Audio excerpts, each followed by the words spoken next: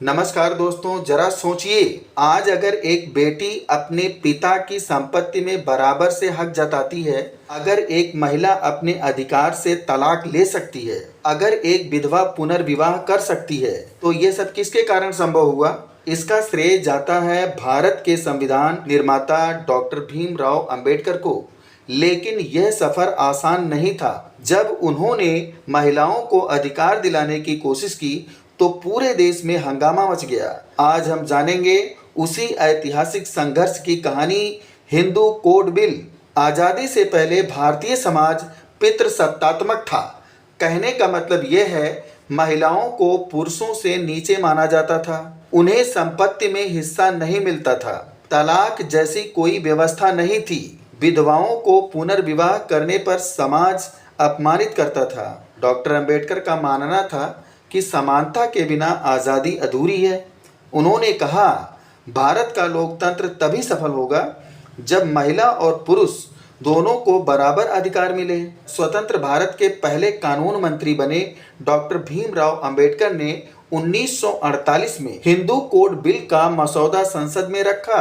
इसमें 4 बड़े बदलाव प्रस्तावित किए गए। पहला, संपत्ति में बराबरी। इसमें बेटा और बेटी दोनों को समान हिस्सा दिया गया। दूसरा, तलाक का अधिकार। महिला और पुरुष दोनों को विवाह तोड़ने का हक मिला। तीसरा, पुनर्विवाह की अनुमति। इसमें विधवाएं भी दोबारा शादी कर सकती हैं। चौथा, दत्तक संतान में समान अधिकार। बेटी को भी दत्तक लिया जा सकता है। ये समाज की सदियों पुरानी परंपराओं के खिलाफ सीधा क्रांतिकारी कदम था। लेकिन दोस्तों, इतना बड़ा बदलाव करना आसान नहीं था। संसद में इस बिल का जोरदार विरोध हुआ। कुछ नेताओं ने यह कहा, यह हमारी संस्कृति के खिलाफ है। कुछ ने इसे हिंदू धर्म पर हमला बताया। कई धार्मिक संगठनों ने भी इसे स्वीकार करने से मना कर दिया। कई सांसद संसद छोड़कर चले गए ताकि बिल पास ही ना हो सके। डॉक्टर अंबेडकर हर बार तर्क देते, अगर महिला बराबर की हकदार नहीं तो आज़ादी का मतलब क्या? लेकिन लगातार टाल मटोल और विरोध के कारण बिल पास नहीं हो सका। 1951 में जब डॉक्टर भीमराव अंबेडकर को ये साफ हो गया कि सरकार बिल को गंभीरता से नहीं ले रही है, तो उन्होंने कानून मंत्री पद से इस्तीफा दे दिया।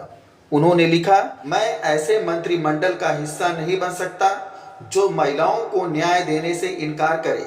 दोस्तों, ये सिर्फ इस्तीफा नहीं था, बल्कि भारत की राजनीति को हिला देने वाली एक घटना थी। अंबेडकर जी का बिल भले ही उसी रूप में पारित न हो पाया, लेकिन उनकी सोच संसद और समाज दोनों में गूंज उठी। आखिरकार 1955-56 के बीच 4 अलग अलग कानून पारित किए गए। पहला, हिंदू विवाह अधिनियम 1955।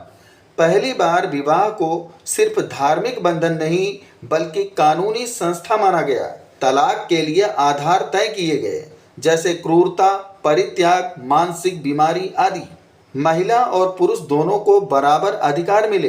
बाल विवाह और बहु विवाह को अवैध घोषित किया गया। दूसरा, हिंदू उत्तराधिकार अधिनियम 1956। बेटी को बेटे की तरह संपत्ति में बराबरी का अधिकार मिला। विधवा को पति की संपत्ति में हिस्सा मिला। पहले ज्वाइंट फैमिली की संपत्ति सिर्फ पुरुषों की मानी जाती थी, अब महिलाओं का हक भी मान्य हुआ। ये अधिनियम महिलाओं की आर्थिक स्वतंत्रता की दिशा में सबसे बड़ा कदम था। तीसरा, हिंदू दत्तक और भरण पोषण अधिनियम 1956। अब बेटी को भी दत्तक लिया जा सकता है। माता को भी दत्तक संतान लेने का अधिकार। पति पत्नी, बच्चे और माता पिता सभी के भरण पोषण की कानूनी जिम्मेदारी तय की गई। इसमें महिलाएं और बच्चे आर्थिक रूप से और मजबूत हुए। चौथा, हिंदू अविभाजित परिवार अधिनियम 1956। ज्वाइंट फैमिली की संपत्ति में भी महिलाओं का हिस्सा सुनिश्चित किया गया। परंपरागत पितृसत्तात्मक ढांचे को तोड़ा गया, यानी अब महिला सिर्फ घर चलाने वाली नहीं बल्कि संपत्ति की बराबर मालिक भी बनी। दोस्तों, भले ही डॉक्टर अंबेडकर अपने जीवन काल में हिंदू कोड बिल को पूरी तरह पारित होते नहीं देख पाए, लेकिन उनकी सोच ने भारतीय समाज को जड़ से बदल दिया। आज अगर भारत की महिलाएं विवाह में बराबरी, संपत्ति में हक और समाज में आत्मसम्मान के साथ जी रही हैं, तो इसकी नींव डॉक्टर भीमराव अंबेडकर ने ही रखी थी। इसलिए हम कह सकते हैं हिंदू कोड बिल सिर्फ एक कानून नहीं बल्कि भारतीय समाज की क्रांति थी।